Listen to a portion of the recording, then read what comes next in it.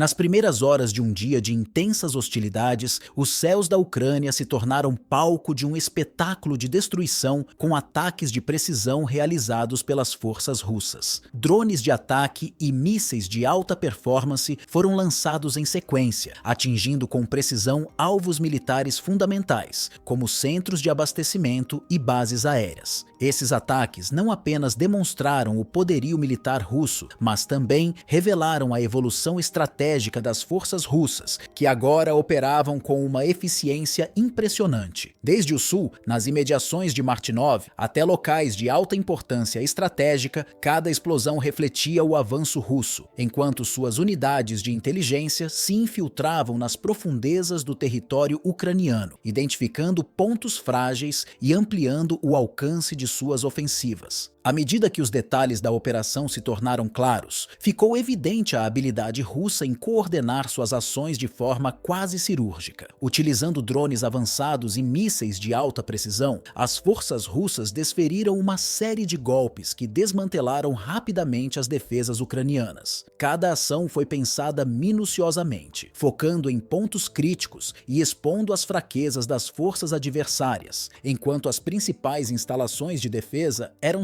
sistematicamente atacadas e comprometidas. Em um dos episódios mais dramáticos, a cidade de Nikolaev tornou-se alvo de uma ofensiva em larga escala. Segundo relatos não oficiais, um aeródromo em Martinov foi bombardeado com extrema precisão às 2h05 da madrugada. As explosões foram tão intensas que o impacto foi sentido em locais distantes, provocando uma onda de pânico. As ambulâncias chegaram rapidamente ao local para atender os feridos, enquanto os drones russos, com sua precisão impressionante, atingiram os objetivos de forma total. Além da destruição física das infraestruturas vitais, o impacto psicológico sobre as tropas ucranianas foi profundo, abalando sua moral e deixando um rastro de desânimo entre as forças de defesa. Na cidade de Kremenchug, localizada na região de Poltava, os ataques russos causaram danos significativos em várias áreas-chave. A fábrica de automóveis e as zonas adjacentes foram gravemente atingidas por 2 bombardeios consecutivos. O primeiro ocorreu à meia-noite, seguido de outro às 1h45 da manhã, afetando não só as instalações industriais, mas também interrompendo a logística e o fornecimento de materiais essenciais para o esforço de guerra ucraniano. A precisão com que esses ataques foram executados e a rápida disseminação de imagens dos impactos destacou a eficácia crescente das operações de inteligência russas e a coordenação meticulosa das ofensivas. Em um ato de particular simbolismo, uma importante cidade, berço de um líder ucraniano proeminente, foi alvo de um ataque devastador. No emblemático bairro Bloco 95, 2 explosões consecutivas, que ocorreram entre 3 horas e 3h30 da madrugada, desestabilizaram completamente a área. O local escolhido, de relevância histórica e política para o país, foi minuciosamente selecionado, enviando uma mensagem clara e contundente à liderança ucraniana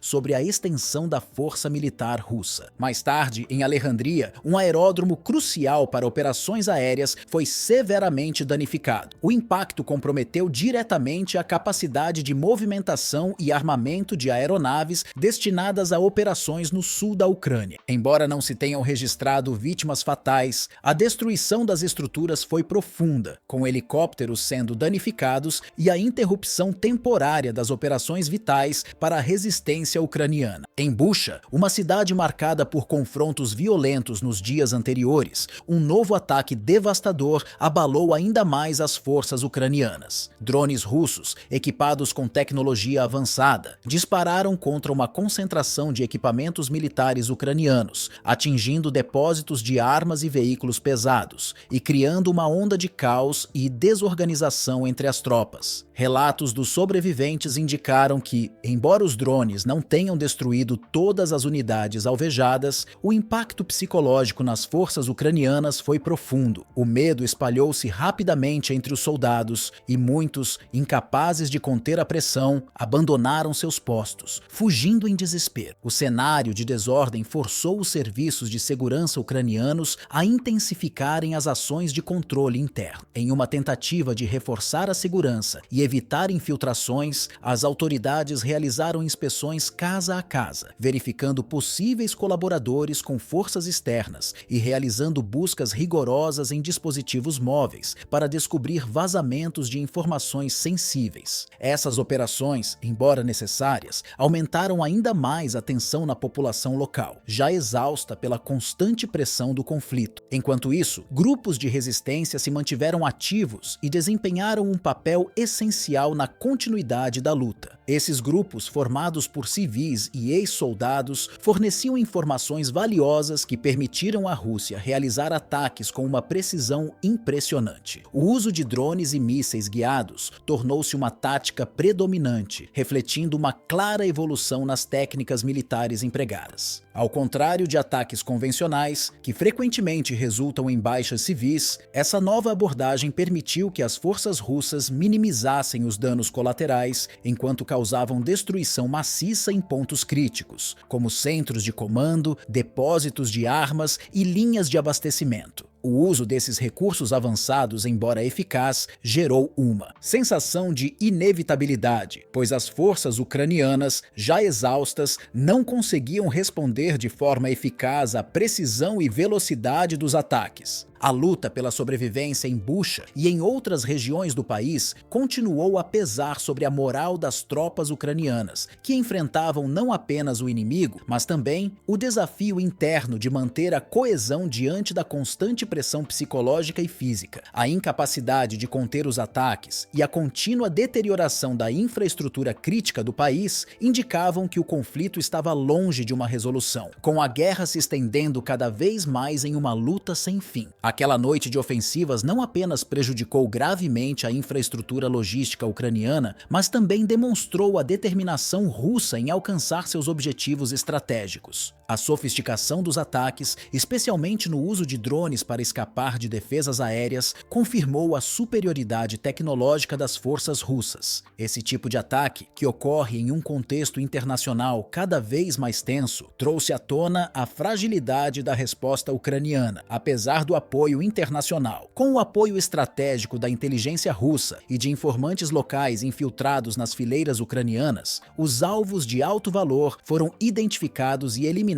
com precisão, desestabilizando ainda mais a capacidade de resposta das forças ucranianas. A operação, bem coordenada e fundamentada em informações detalhadas, visava não apenas destruir equipamentos e instalações essenciais, mas também enfraquecer o moral das tropas inimigas. O impacto dessas ofensivas foi evidente em múltiplos níveis. Além dos danos materiais, que comprometiam a infraestrutura crítica de defesa, a eficácia do ataque se refletiu na queda do ânimo das forças ucranianas. Muitos soldados que já lidavam com o desgaste físico e psicológico das batalhas constantes começaram a sentir o peso de uma guerra que parecia interminável, levando a um aumento significativo no número de deserções e falta de coesão nas fileiras. A precisão das ações russas, sempre focadas em pontos estratégicos e críticos, demonstrou o nível elevado de planejamento e execução tática envolvido. Cada movimento realizado pelas forças russas tinha como objetivo